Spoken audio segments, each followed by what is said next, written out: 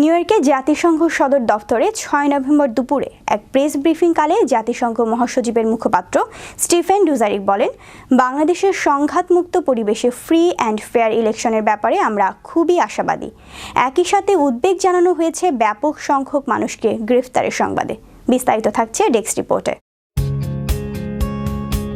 বাংলাদেশে সুষ্ঠু নির্বাচনের দাবি পূরণে প্রধান রাজনৈতিক দলগুলোর সঙ্গে সংলাপ করছে বাংলাদেশের নির্বাচন কমিশন, কিন্তু বিএনপি এই সংলাপে অংশগ্রহণ করেনি। অথচ সুষ্ঠু নির্বাচনের দাবিতে তারা আন্দোলনের নামে হরতালের পর অবরোধ কর্মসূচি দিয়েছে। পুলিশের অফিসার সহ বেশ কয়েকজন ইতিমধ্যেই প্রাণ হারিয়েছেন, আহত হয়েছেন বেশ কয়েকজন সাংবাদিকও। পুড়িয়ে দেওয়া হচ্ছে যাত্রীবাহী বাস সহ ব্যবসা প্রতিষ্ঠান। এই ব্যাপারে জাতিসংঘের কোনো পর্যবেক্ষণ আছে কিনা জানতে চাওয়া হয় ডুজারিকের কাছে। Political parties to meet the demands of the fair elections in Bangladesh, but main opposition BNP did not attend the dialogue held on November 4th.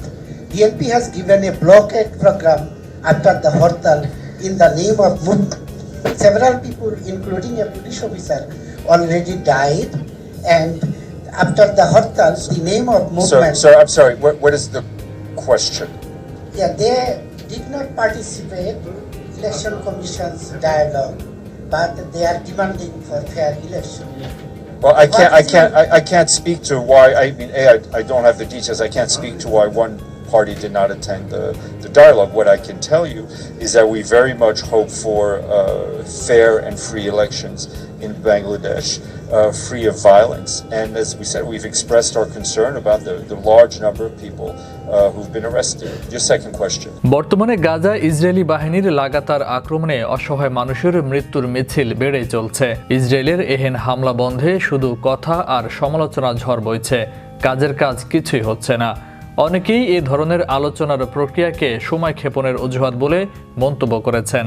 এ অবস্থায় মধ্যপ্রাচ্যের সার্বিক পরিস্থিতি শান্ত করতে কার্যকর কোনো পদক্ষেপ গ্রহণের পরিকল্পনা জাতিসংঘের আছে কিনা জানতে চাওয়া হয় তার কাছে।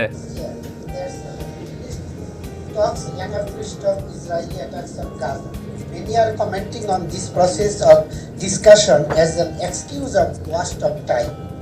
Does the United Nations have any other plans to take effective action to calm the overall situation in the Middle East? Well, I mean, it depends which part of the United Nations you're speaking of. I think there are parts of this organization that could probably be doing more.